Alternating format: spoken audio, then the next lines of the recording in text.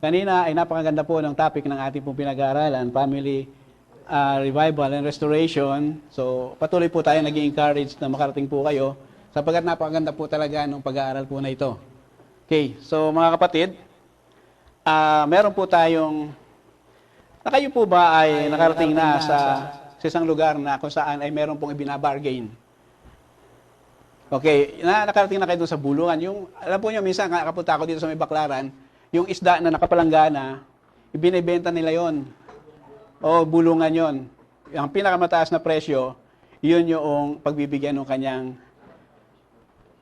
paninda. So ngayon, meron po akong ibibenta sa inyo. Okay? Yung ibibenta ko sa inyo, sabihin nyo po kung kaya yung price, at magbulungan tayo kung kaya yung price. Amen? So, pero po bago po ang lahat ng iyon, ay tumayo muna po tayo manalangin sa Diyos.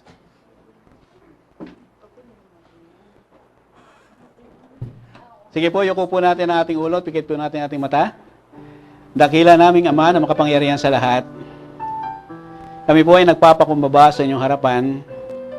Nais po namin na makapiling ka po namin sa aming kalagitnaan. Naniniwala po kami na pagtungo namin dito ay hindi po aksidente. Ito po'y layunin mo, ito po'y plano mo, sapagkat meron kang napakagandang layunin sa buhay po ng bawat isa. Hayaan po ninyong samantalahin po namin ang mga pagkakataong kasama ka po namin, kasama namin ang mga kapatid namin sa pananampalataya na magpapalakasan sa pamamagitan ng pakikinig ng iyong pong salita. Holy Spirit, we continue to acknowledge your presence and your power. Gamitin mo po lamang yung lingkod bilang daluyan ng iyong salita, sisid lang walang laman, maging pagpapala po sa aming lahat. At nire-reject ko lahat ng gawa ng kaaway in the name of Jesus Christ, kasinungalingan panlililang sa pangalan ni Jesus. Ikaw lamang po ang maitaas sa aming kalagitnaan, nabigyan po namin ng kapurihan, makilala ka po sa aming mga buhay. Sa iyo po lamang ang papuri, pasalamat, pagsamba, in the name of Jesus Christ. Amen. Okay. Una po kayo. Kapit. Sino po sa inyo dito ang narito noong panahon ng Gulf War? Okay? Gulf War. Yung pong Gulf War, sino sa inyo narito noon? Okay, si Brother Sunny. Okay, kasi po meron po mga natirang mga sandata, gusto pong ibenta. So ngayon, bibili po tayo ha. Sabihin niyo po kung ano po ang presyo po niyo. Okay. Nakikita niyo po yan, mga kapatid? Ano yan? Okay? Okay.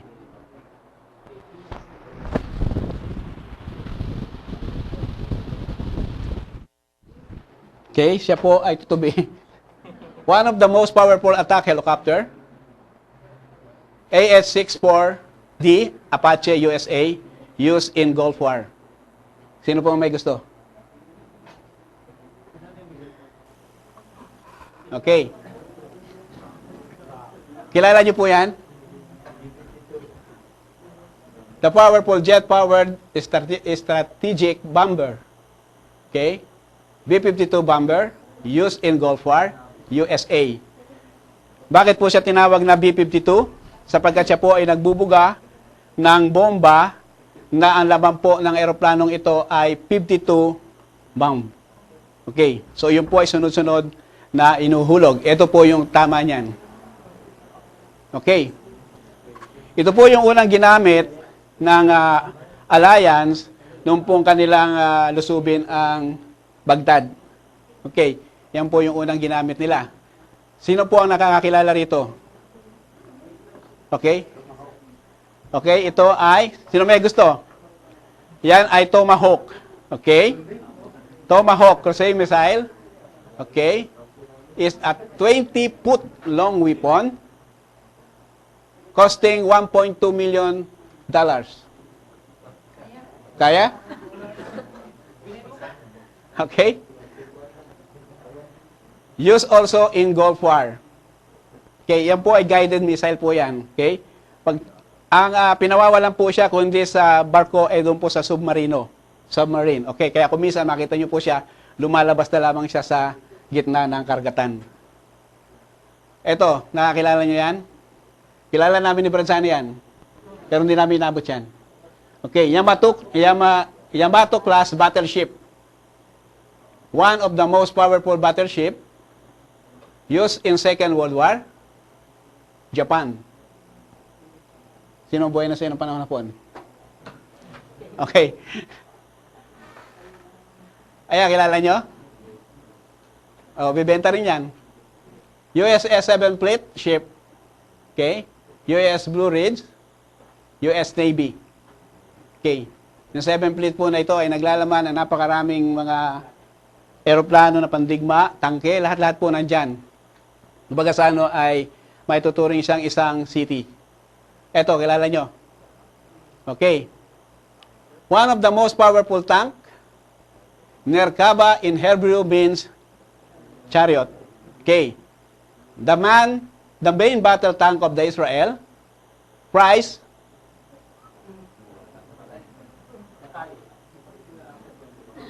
gusto nyo? Okay. M1A2 Abraham. Okay? Most powerful tank, price $6.210 million.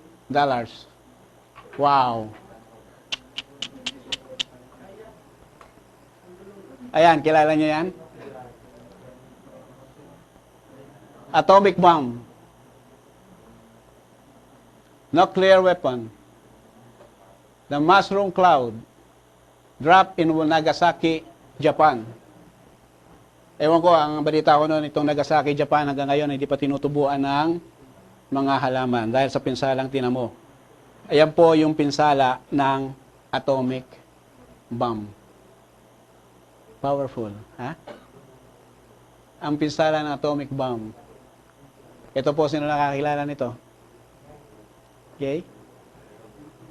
Patriot missile. Yung Patriot missile po niyan ay may 4 na bala. Okay, may 4 po na missile yan at yan po ang kumukontra doon sa mga Scud missile na pinawawalan po ni Saddam Hussein. Okay. M1 104. Patriot is long-range, all-attitude, all-weather air defense system to counter the tactical ballistic missile. USA. Ayan po yung actual na nagpawala po sila ng i-intercept niyan yung Scud missile sa itaas. Okay. Nung pong time na panahon ng giyera na yan, dati po, pagka nagpawala sila ng Scud missile, ay lumalabas po kami ng tahanan dahil nasa po kami sa loob ng bahay pala, hindi kami lumalabas. Okay, pero nung malaunan ay lumalabas na kami at pinapanood po namin yung nag-encounter na Patriot at Scud missile doon po sa ere. Kasi hindi po natin alam kung saan siya babagsak. Okay. Scud missile. Yan po yung pinawawala ni Saddam Hussein. Okay.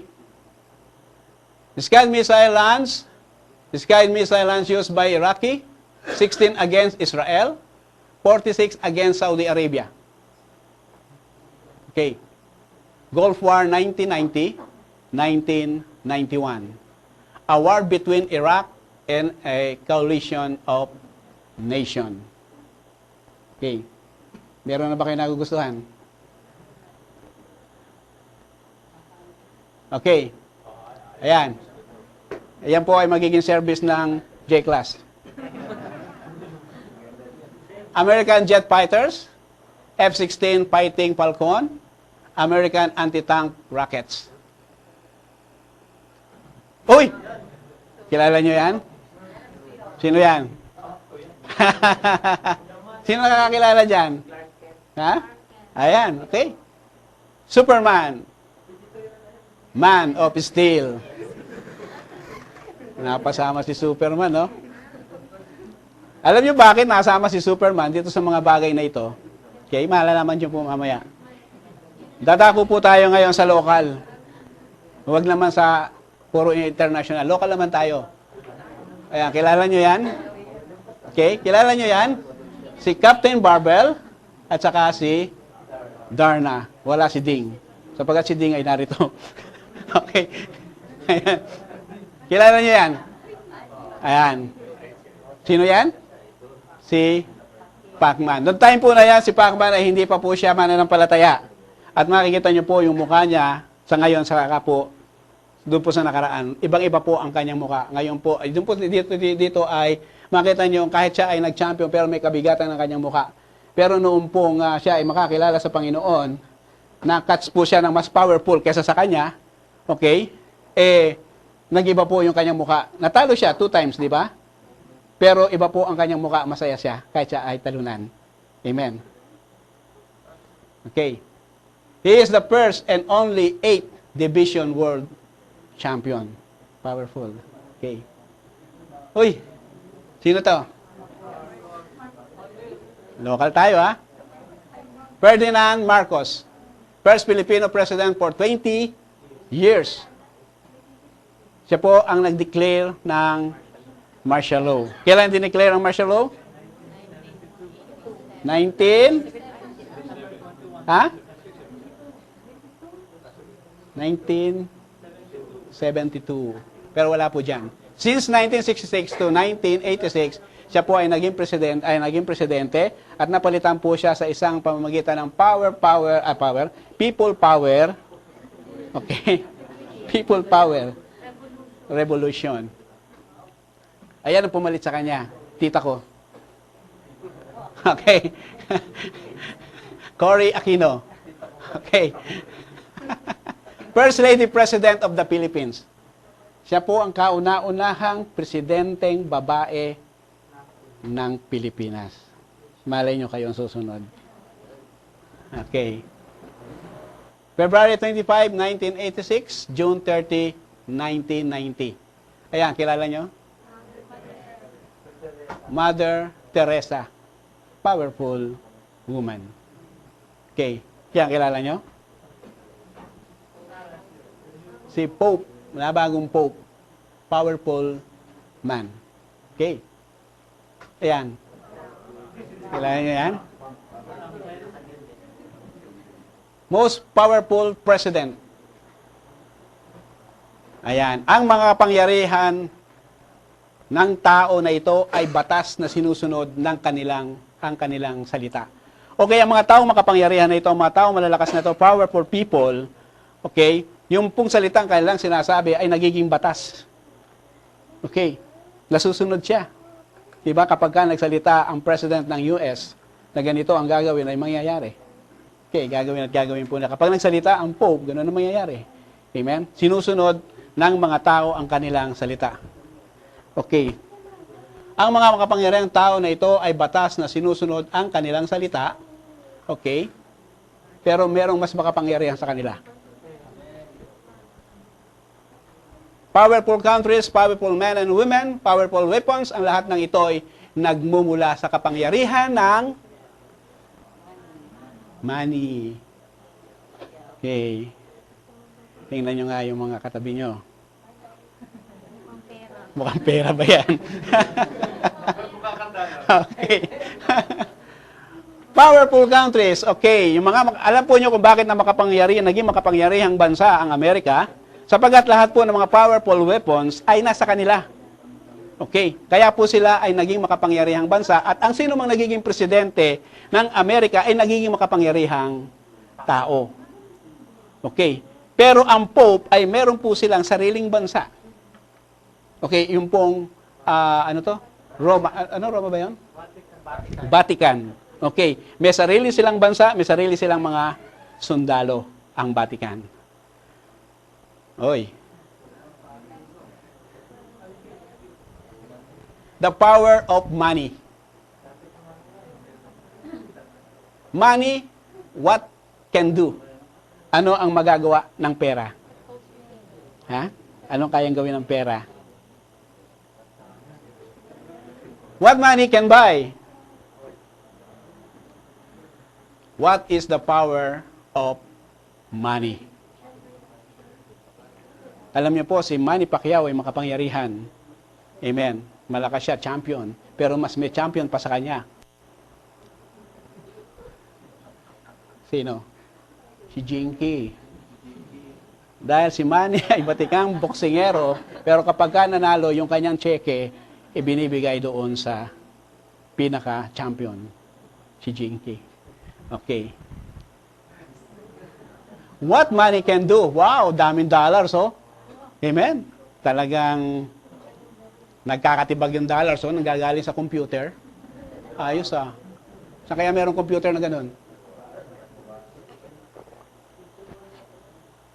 What money they can do? They can make you happy. Alam niyo po, hindi ko pa nailagay dito isa. What money can do? Kaya kanyang pagandahin. Kaya niyang patangusin ang iyong ilong. Kaya niyang gawing blue ang iyong eyes. Kaya kanyang gawing sexy. Amen? Katapat lang niyan si Vicky Bello. They can make you happy. Siyempre, pagka beauty ka na, pagka sexy ka na, pagka wala na yung mga bilbil na malalaki dyan, okay, happy ka na. Sexy ka, di ba? Okay. They can give you joy. Okay? They can bring you peace. They can give you luxury. Car. Okay, di ba? Pwede kang, pagka marami kang pera, pwede kang bumili kung ano ang gusto mong modelo na sasakyan. Okay. Beautiful houses. Big buildings. Powerful weapons. They can give you more friends. Di ba, pag marami kang pera, dami kang kaibigan. Pero pag wala ka ng pera, wala ka na rin kaibigan. No. Kaya dapat huwag kang mawawala ng pera. Dapat lagi kang may pera. Okay. They can make you rich. They can make you famous. Makikilala ka. Alam po nyo, nung araw, hindi po ako kilala sa lugar po namin sa Kalumpit. Hindi ako kilala doon. Kasi hamak na, ano lang tayo Baga sa tatrabaho sa construction, kung saan nagtatrabaho. Pero nung ako po ay makapag-abroad at bumalik ng bansang Pilipinas, alam niyo po, daming kumukuha sa akin kumpare. Okay? Daming nagpapaanak sa akin. Ayan, ganyan ka-famous. Okay? Kasi may pera ka na. Amen. Pero pag wala kang pera, no, pansin ka. Diba? Hindi ka papansinin pag wala kang pera. Wow. Ha! What money can buy? Okay? What money can buy? What money can buy? Okay? All things what money can do, money also can buy. Okay? They can buy wife. Pwede ring husband. Ayan. Okay. Iba kasing mangusap ang pera Madaling manligaw. Diba? They can buy government position. They can buy justice. They can buy people. Okay. Diba kapag may pera ka, ang batas ay natatakpan. Okay. Naibebenta. Okay. Pag may pera ka, makakabili ka ng mga peking witness. Di ba? Okay. Pag may pera ka, pwede kang bumili ng asawa. Alam niyo kung bakit ko po sinabing pwede kang bumili pag may pera ka? Kasi meron pong bansa na binibili ang asawa. Okay. Ewan ko, in Bangladesh o India, ang babae ang bumibili. Hindi ko matandaan kung saan. Sa India, ang babae ang bumibili. Sa Bangladesh, okay. Pero sa Pilipinas, hindi binibili. Okay, nagliligawan lang sa bangketa. Okay. Nagliligawan sa tarangkahan. Nagkasakay lang sa jeep, pagbaba ng lalaki at ng babae, mag-on na sila. Ganyan kadali. Okay. Okay. They can supply your hobbies. Ano ba itong mga hobbies na pwedeng hobbies natin ng tao na kayang supplyan ng pera? Droga, cigarette, wine, amen, girls, boys, amen, boys also. I don't know why you tell boys. Unti-unti na siyang bumibigay. Okay. Okay. Ano tong pera na to? Tandaan yung pera na yan? Pounds. Okay. Yung pinakamahal na pera. What is the power of money? Okay. They can make people greedy. Ano yung greedy? Sakim, gahaman, lupang. Showing an intense and selfish desire for something, especially wealth or power. Yan po yung pagiging greedy o pagiging gahaman o pagiging dupang. Okay. Tingnan nga yung mga katabi nyo. Okay. They can make people's lives miserable. Okay?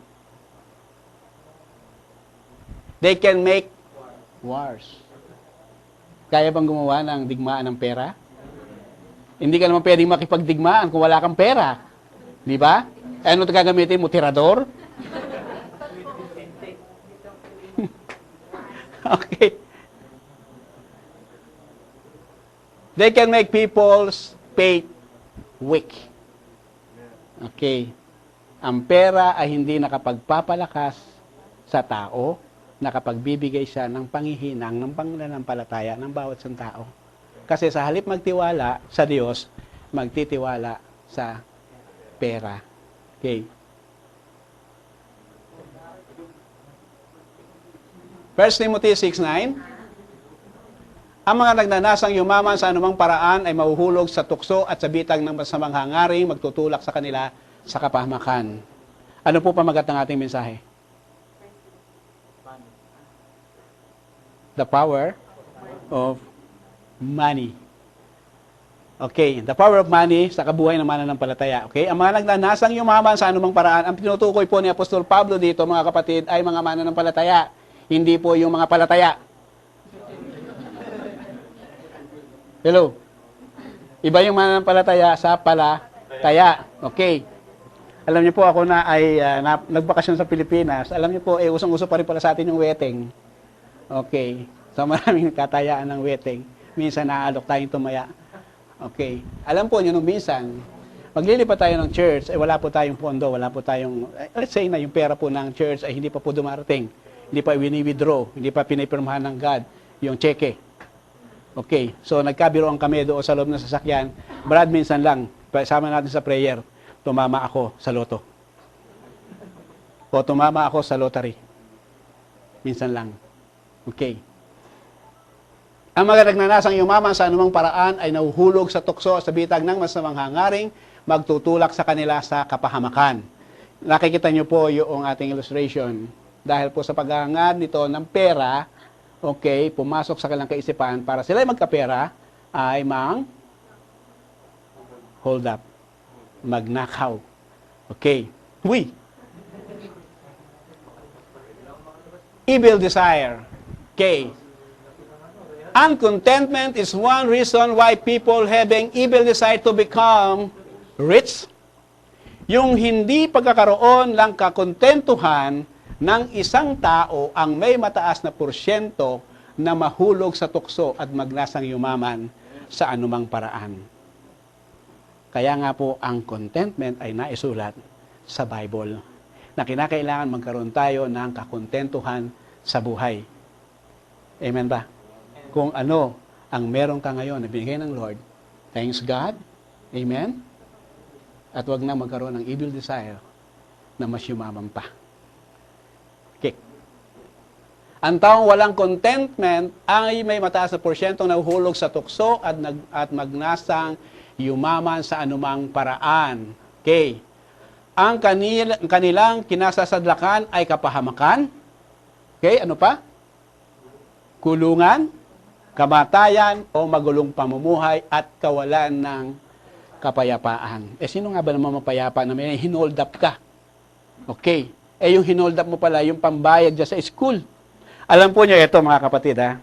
Ewan ko, narinig nyo na po ito, pero ngayon, kukwento ko ulit sa inyo, kasi marami kayo ngayon. Okay. Alam po nyo, nung ako ay nasa Baclaran, nagtatrabaho, napasama po ako sa miyembro ng Tutok Gang. Okay. Yung medya-medya ba? Ganon. Okay. Yung may medyahan ka para, ang nabiktima po namin ay estudyante ng PATS. Pero alam po nyo, hindi talaga ako sasama doon. Pero dahil sa mission na binigay sa akin, meron kasi akong mission that time eh. Yung kasing stereo ng aking amo, ninakaw. Okay, eh mga kabagang ko yung mga nandoon sa gasolinahan. So, ako po yung inutasan, inautusan niya na matyagan mo kung sino. Okay, so nakisama ako sa kanila. At yun nga, pagsama ko isang gabi na yon, eh meron palang bibiktimahin. Estudyante ng patch, nakuha yung relos, yung wallet, at pagkatapos po noon, dinala namin sa silong, yung pong ang kanilang nakulimbat, okay? Pinangbili ng beer, pinaghati-hatian. Ako po, hindi ako nakihati kasi gusto ko lang malaman kung sino. Yung alam po nyo ay nakakatakot pala yung ganun. Okay? So, dahil lang po yun sa pera. Dahil gusto nitong mga kabataan ito, ng aking mga kabarkada na ito, na masuplayan yung kanilang bisyo.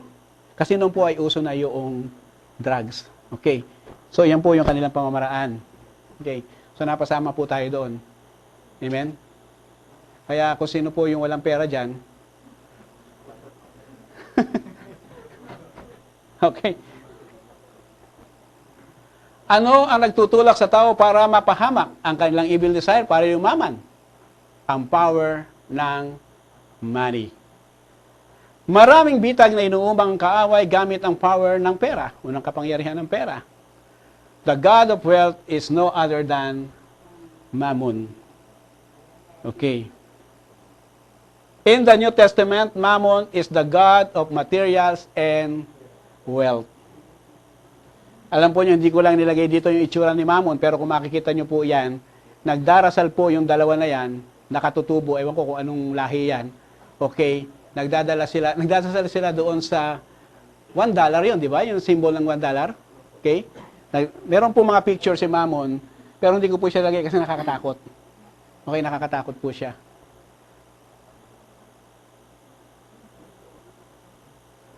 Area of compromising. Okay, pasok tayo sa area ng compromising. Bakit nako-compromise ang mga lingkod ng Diyos about money? A lot of people enter to the area of compromising because of financial problems. Okay. Meron pong mga mananampalataya na, pero kapag dumako na sa financial na pangangailangan, mga kapatid, nako-compromise na. Nakita niyo po yung illustration natin, nakapasok po siya doon sa compromising area na kung saan lambat na bumihag sa kanya. Mahirap lumabas kapag po tayo ay na-compromise na because of financial. Kaya nga po ang sabi ng Lord, trust God for money. Kung ang kanyang bugtong na anak na si Jesucristo na ibigay sa atin, how much more ang pangangailangan natin? Ang ating namang God is our God, Father, the provider. Amen. Siya po ang nagbibigay ng lahat. So okay, maraming pong napapasok sa compromising area because mga kapatid, doon sa pangangailangan pinansyal. Okay. Promotion. Okay, dahil sa promotion, nako-compromise. Paano nako-compromise ang tao dahil sa promotion? Dahil gusto diyan siya ay maangat kagad, ma-promote kagad, ang gagawin niya ay magsisip-sip. Pinakamadaling pamaraan para ma-promote. At nangyari po sa kumpanya namin yan. Okay? Love. Ayan. Because of love, napapasok sa compromising area ang isang mananampalataya. Why? Kasi meron ng asawa, okay, because of love, dahil mahal niya, papasok sa compromising area. At ano nangyayari? Nabibitag, ang hirap lumabas. Ano pa? Salary increase. Para rin ma-increase ang kagad, ang pinakamadaling paraan, yung pinaka-easy way sa kanila, mag-sip-sip. Okay? Kasi yung hard way, magtrabaho ka ng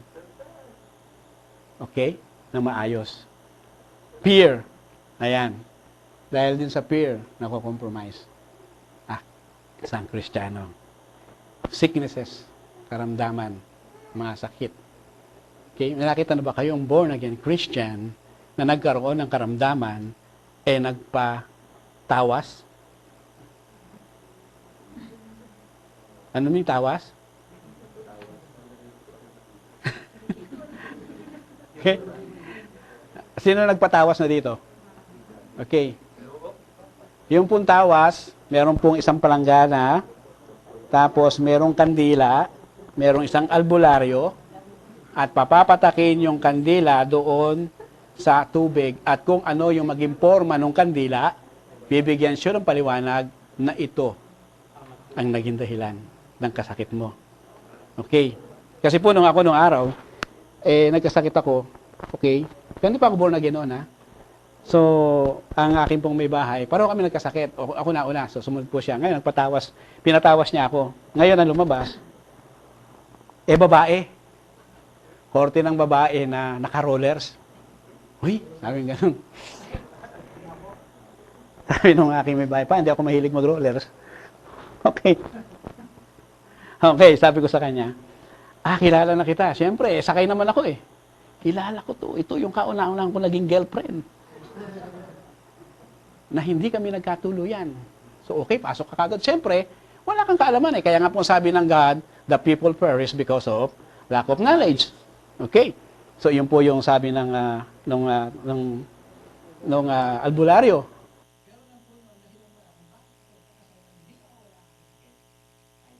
Pala.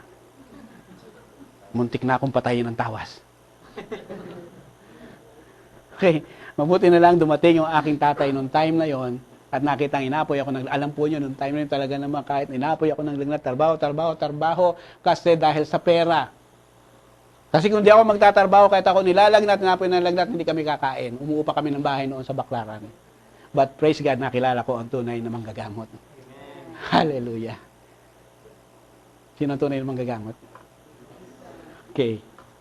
Ayan. The love of money. Sapagkat ang pag-ibig sa salapi ang siyang ugat ng lahat ng kasamaan. Okay? Dahil sa pag-aangad na magkamal ng salapi, may mga nalayo sa pananampalataya at nasadlak sa paghirap ng kalooban. Sino ang binabanggit ni Apostle Paul? Yung bang nasa sanlibutan? Hindi. Ang binabanggit ni Apostle Paul ay yung mga mananampalataya mismo. Kaya nga sinabi niya doon sa 11, umiwas kayo sa mga bagay na ito, sikapin niyong mamuhay sa katwiran, kalinisan, pag-ibig, at okay, mamaya makita po natin. Ayan, root of all evil. Kailan nagiging evil ang pera? When we start to love money.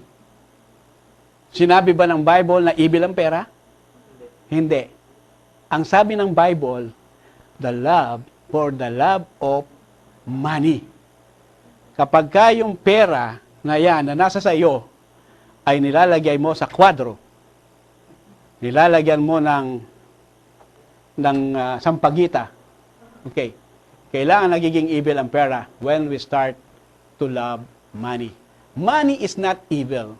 The evil is when we love money more than. Okay, nagiging evil ang pera kapag minamahal natin siya ng masigit. Saan? Sa God, our family. Teka muna, Pastor, di ba kaya ako nagtatrabaho para sa pamilya ko? Magtrabaho ka ng ayon sa kalooban ng Diyos. Ministry. Church. Neighbors. Self. Okay. Kapag ka ito ay against na mismo sa atin, sa ating pamilya, sa God, sa ministry, sa church, sa neighbors natin, alam niyo po, marami kasi kaya nga napapasok at nahuhulog sa pagkakasala ang isang mananampalataya na gustong yumaman. Kasi maraming natatapakang tao. Okay, dahil sa kagustuhang yumaman. Sino ba ang gustong yumaman? Taas ka kamay na gustong yumaman? Uy, ayaw na nilang yumaman, oh. Hindi masama ang pagyaman kung tayo'y payayamanin ng Diyos.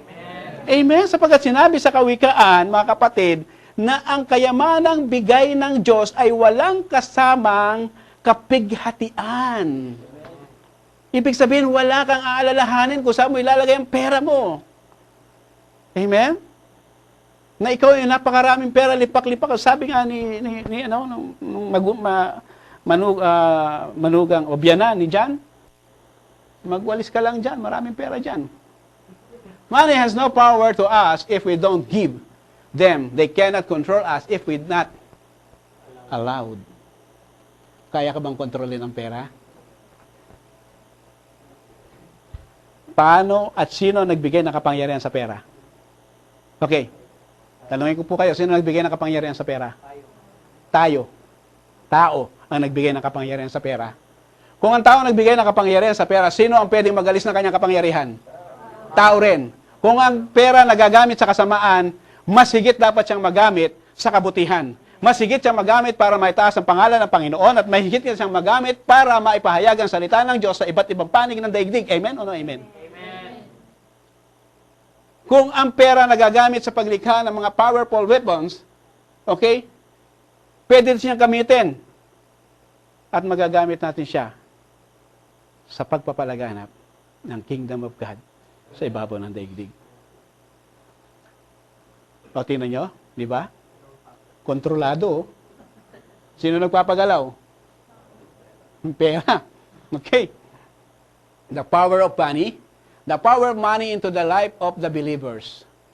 Nahuhulog sa tukso. Okay? Anong tukso kaya ito? Marami. Amen? Ano ang kanta ni Eva Eugenio? Naalala niyo ang kanta ni Eva Eugenio? O tukso. Sino mahilig mag-beer house? Kasi yun ang madalas na pinatutog sa beer house. Okay. Layuan mo ako. Okay. Ang tukso, hindi lalayo sa'yo. Sabihin mo sa katabi mo, ang tukso, hindi lalayo sa'yo. Ikaw ang lumayo sa tukso. Okay. Mag-isip ng masama. Okay. Yan po ang kapangyarihan ng pera. Pinag-iisip niya ng masama ang isang tao para magkamal ng napakaraming pera. Amen. At sa atin, ang pinakamadali para magkapera, kung gusto mong maging successful lang ng iyong negosyo, okay, magtinda ka ng shabu. Okay. Yan ang pinakamadali. Mag-iisip ng masama. Okay. Magdala sa kapahamakan. Okay? Dahil kapag ikaw ay pumasok sa ganitong uri ng pamumuhay, sigurado, mapapahama ka. Paglayo o maglalayo sa pananampalataya ng pananampalataya, kapangyarihang magsadlak ng paghihirap ng kalooban. Dahil nalayo ka na sa pananampalataya, dahil na-focus ka na ngayon, gusto mo magkaroon ng pera at dumami pa ang pera mo, pera. Bakit na lang hindi tayo magtanim ng pera? Okay. Kasi ang pera hindi tumutubo no? Pag tinanim mo sa lupa. Okay. Oy, gandang bahay Yan ang gustong bahay na ganyan. Okay? The power of money, yes, all money can do, all money can buy in the face of the planet Earth. But all of these are only temporary. Okay, tingnan mo yung katabi mo. Temporary lang din yan. Hindi yan magtatagal. Sabihin mo sa katabi mo, temporary ka lang. Kaya yung buhay mo na yan, paggamit mo sa Diyos. Okay, temporary ka lang. Tandaan niyo ito, magwawakas ang langit at ang lupa, ngunit ang kalititang bahagi ng kautusan ay di mawawala ng bisa hanggat hindi nagaganap ang lahat. Ano ang bagay na dapat po natin gawin? Okay, Matthew 5:18. Okay? So lahat ng nakita po natin, powerful weapons, powerful men and women, okay? Lahat po ng iyan ay temporary lang. Tingnan nyo, di ba? Si Superman. Okay, bakit napasama si Superman, si Captain Barber at saka si Darna? Why? Because the power of money, kaya kanyang paliparin. O, di ba? Dahil sa kapangyarihan ng pera, si Superman napalipad, si Darna at si Captain Barbell napalipad, naging malakas dahil sa kapangyarihan ng pera. At sa katotohanan lang, hindi mo mapapanood ito kung walang kapangyarihan ng pera. Ipapapasukin ka ba sa loob ng sinehan, sabihin mo, ako ay born again? Ano ang passes mo pagpunta mo ng sinihan? Pera. Para ka papasukin? Pera. Di ba? So kung napapalipad ng pera si Superman, si Captain Barbell, si Darna, at marami pang superheroes, mga kapatid, kaya ka rin niyang paliparin. Pero alam niyo po, mayroong lugar sa ating lumilipad. May mga lugar sa ating lumilipad ang tao. Okay. Ayan. Okay. The most powerful. Okay. Ano ang the most powerful? The most powerful person of all time is God. Okay. Kahit na yung mga makapangyarihan tao na ito, alam niyo po kung sino lumikha sa kanila? Di ba? Yung pinaka mas powerful, ang Diyos. Yung isip natin, yung puso natin, ang Diyos ang lumikha niyan. Alam ng Diyos ngayon kung ano ang iniisip mo. Okay? Alam ng Diyos ngayon kung ano laman ng puso mo. Alam ng Diyos ngayon kung ipamumuhay mo yung salitang inyong narinig. The most powerful word. Okay? Nabanggit natin, yung mga salita ng mga taong ito, nakilalang taong ito, ay kapangyarihang sinusunod. May kapangyarihang sinusunod na mga sumusunod sa Kanya. Okay? Pero the most powerful word of all time is the word of God. Okay. Hallelujah. Alam niyo po mga kapatid, meron akong isang alam na mas makapangyarihang weapons. Okay, at yan po ay taglay ng mga mananampalataya, the authority na ibinigay sa atin na tayo lang ang pakikinggan ng Diyos kapag tayo dumalangin sa ating nakikita sa ating kapaligiran. Sapagkat sa ating binigay yung authority na yon to rule. Okay, para magmahala sa buong daigdig. Kaya yung salita natin, yung salita natin, yung kapangyarihan ng salita natin sa Diyos ay kanyang tinutugon. Okay? Alam natin na powerful ang ating tongue. Amen? The most powerful weapons of all time is prayer.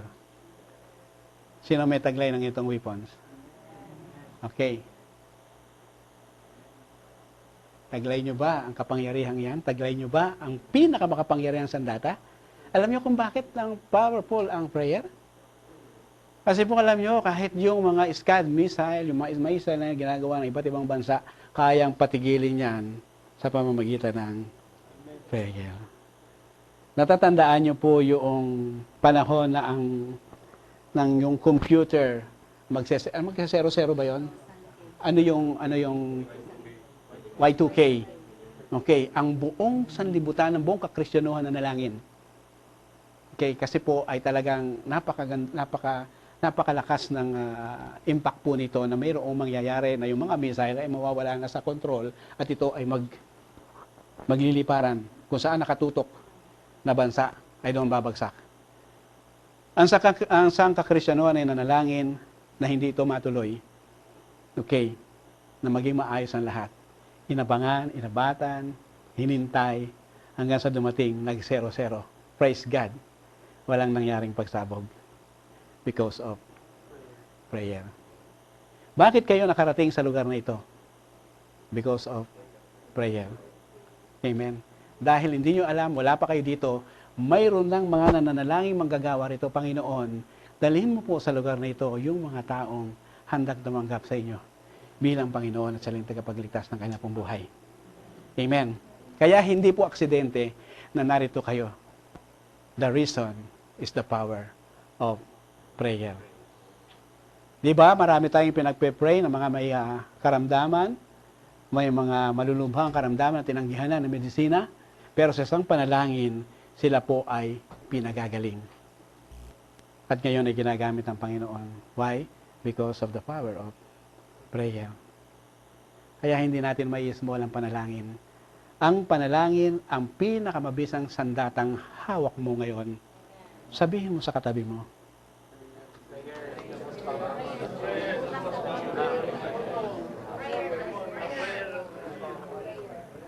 Kaya lagi kang manalangin. Di ba kapag mayroong hindi pagkakaunawaan ang mag-asawa o magkasintahan, we need prayer. Okay? Sa pamamagitan lang ng prayer. Okay? Nagkakasundo sila. Amen. Ayan. The most powerful weapons. Okay. To God be the glory, and God bless you all.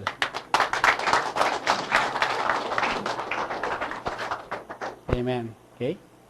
So mga kapatid, awitin po natin yung, alam niyo po, makapangyarihan ng ating Diyos. How great is our God, napakadakila po ng ating Diyos. Aawitin po natin ang how great is our God para ideklara ang kapangyarihan, kadakilaan ng Diyos sa ating buhay na nagbigay sa atin ng karunungan na dapat gamitin para maitaas ang pangalan ng Panginoon at marami pang maligtas na kaluluwa. Awitin po natin ito na nagmumula sa ating mga puso. Hawakan natin ang ating mga kasama, ang ating mga katabi, at iparamdam natin sa kanila na tayo ay nagdideklara, how great is our God.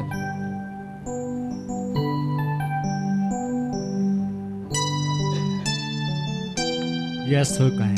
Hallelujah. How great is in you, Lord. How great is in you, O Lord. Amen. Hallelujah. The splendor of the King. Yes, O Lord. The splendor of the King. Yes, O God. Clothed in majesty, let all the earth rejoice. Let all the earth rejoice. He wraps himself in light. Thank you, Father. Darkness tries to hide. Tremble at his voice. Tremble at his voice. Singing and sing how great you, Lord. How Great is our God. Sing with me, how great is our God. Oh, let's see how great is our God. Hallelujah. Age to age he stands. Hallelujah. And time is in his hands, beginning and the end, beginning and the end. Oh, we worship your name, Lord. Blood and three in one. Father, Yes, O Lord. Father, Spirit, and Son, the Lion and the Lamb, the Lion and the Lamb. Come on, church. Hallelujah. How great is our God? Sing with me, how great is our God? Oh, let's see how great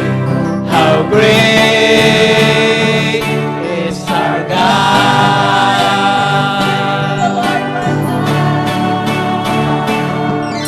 How great is our God? Sing with me, how great is our God? Oh, let's see how great is our God.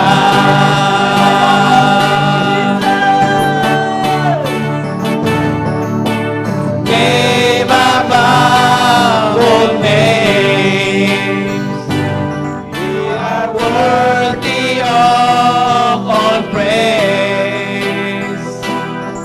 My heart will sing, how great is our God. Hallelujah! itaas mo natin kamay sa Panginoon magkahawang. The name above all names, Name, O God. you Hallelujah. are worthy of all praise. My heart will sing, How great is our God.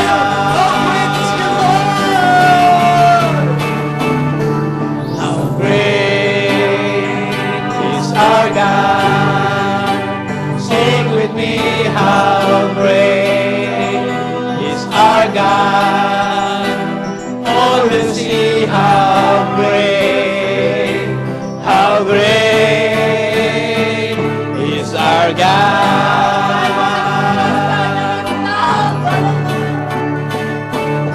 How great is our God. Sing with me, how great is our God. All will see how great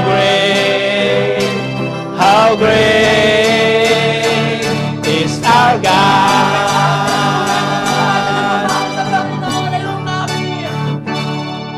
How great is our God. Sing with me, how great is our God. All will see how great is our God. How great is our God. Sing with me, how great is our God. All will see how great is our God.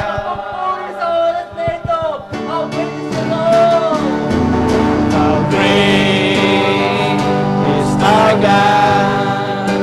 Sing with me, how great is our God. All will see how great is our God. Hallelujah. Hallelujah. Praise your name, O God. Yes, O Lord. Hallelujah. Dakilang Diyos, Ama naming makapangyarihan sa lahat, in the name of Jesus Christ, with the unity of your Holy Spirit, tulad po ng aming inawit, how great is our God. Dinideklara po namin, nagmumula sa aming puso, sinasabit ng aming labi, na ikaw ay dakilang Diyos, wala ka pong katulad. Ikaw ang Diyos na nagbigay sa karunungan ng tao. Hayaan mo pong ang karunungan ito ay kontrolado mo, Panginoon, upang magamit sa kabutihan, magamit na maitaas ang iyong pangalan. Lord, naniniwala po kami na kaya mo kaming payamanin ayon sa iyong kalooban, ayon sa iyong kagustuhan, Panginoon. Hindi namin kailangan ng kayamanan ng sanlibutan. Ang kailangan namin ay kayamanang nanggagaling po sa iyo, Panginoon. Sapagkat ang kayamanan galing sa iyo ay walang kabalisahang kasama, Panginoon. Mapayapa ang aming kalooban. Panginoon, sa amin pong napakinggang mensahe, God, marami nga pong bansa na makapangyarihan, gumawa ng mga mapamuksang sandata. But Lord, naniniwala po kami, ang pinakamabisang sandata ay ang panalangin. At ang iyong salita, Panginoon o Diyos, ang magbabago sa buhay at puso ng bawat isa. In the name of Jesus Christ, O God. Ito ay parang atomic bomb sa puso ng tao na kapag kanilang narinig ang iyong salita, ay sasabog ito sa buhay po namin upang linisin, patayin ang lahat ng kasalanan at karumihan sa aming pambuhay. Oh, hallelujah. Marami pong salamat sa inyo, Panginoon. God, kami po ay tinawag mo, pinili mo upang mamagitan, at sa pamamagitan ng kapangyarihan ng panalangin, ay itataas po namin sa iyo ang lahat, Panginoon, sapagkat God, inaangkin po namin ang authority na pinagkaloob mo po sa amin, na kami ay pakikinggan mo kung kami mananalangin. Lord, maraming pong salamat. Pagpalain mo ang iyong pong kawan sa aming napakinggan, maipamuhay po namin ito in the name of Jesus Christ. Marami pong salamat. Ito po ang aming samot dalangin sa pangalan ng Ama, ng Anak at ng Espiritu Santo. Amen. Amen.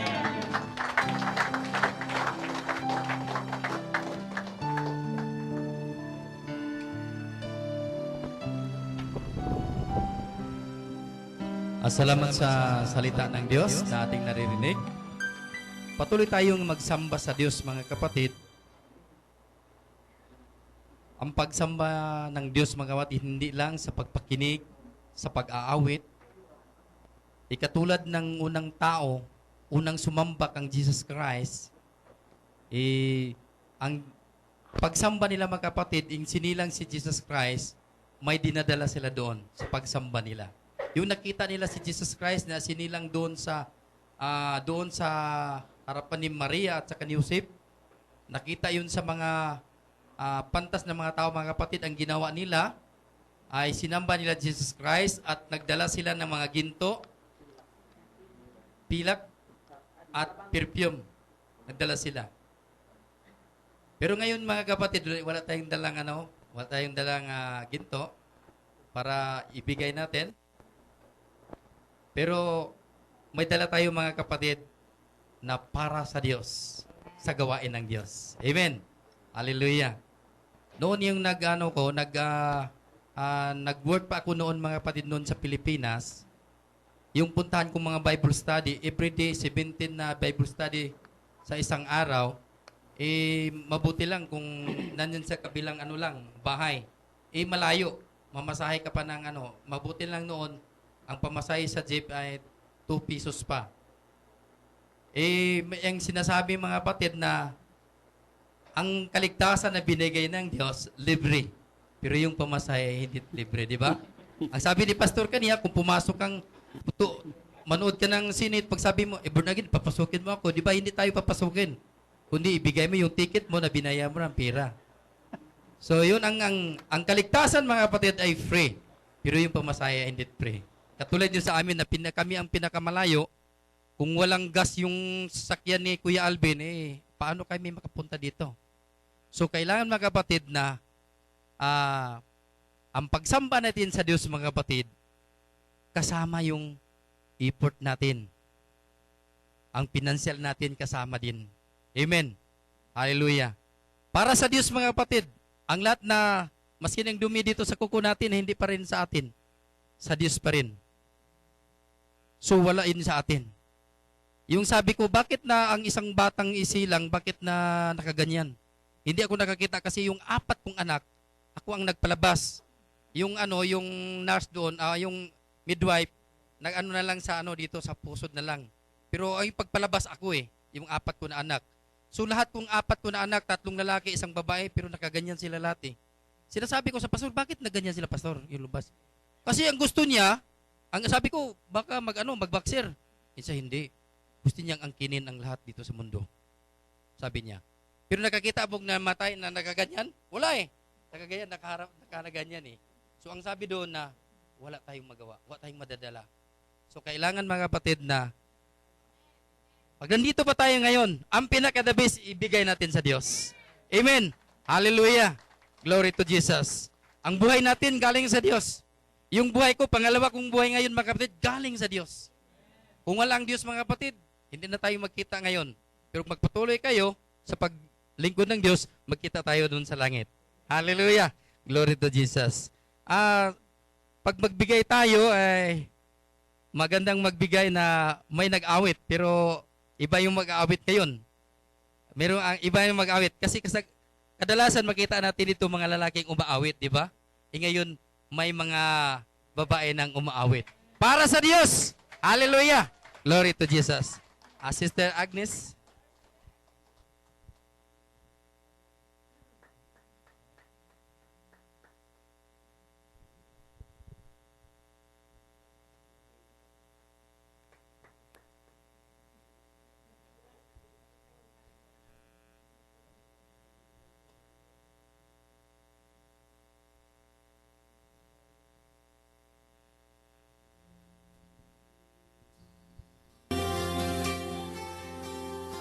Mga kapatid, nandito po yung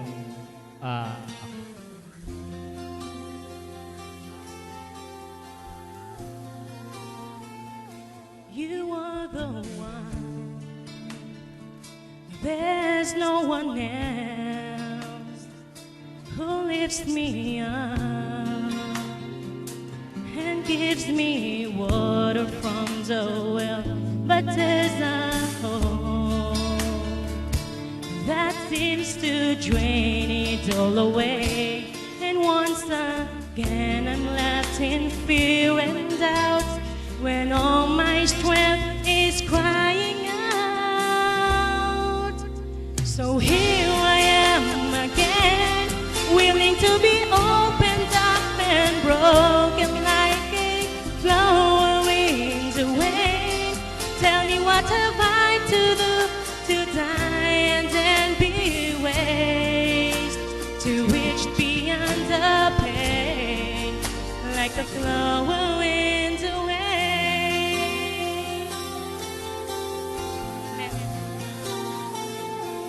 The evil wind, it blows the storm to rock my world.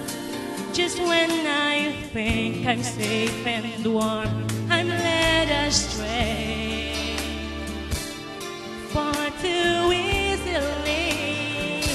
It's always hard for me to say I'm wrong until I know I can't go on. Yes, church, let's sing.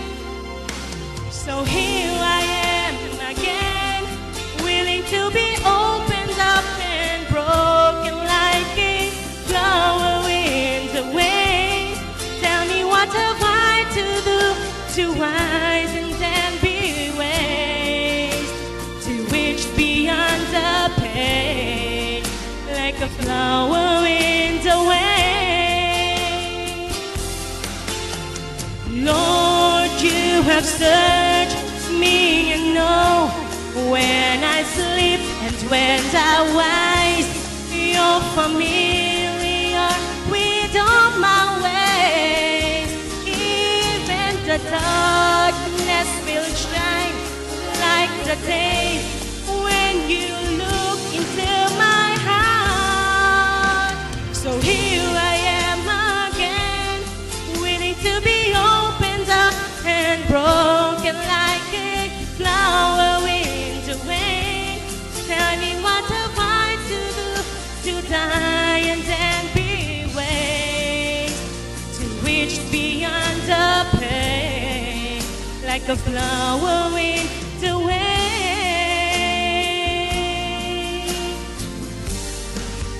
like a flower in the wind.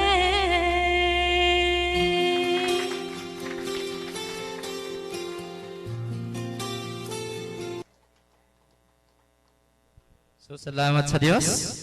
Magandang busis para sa Panginoon.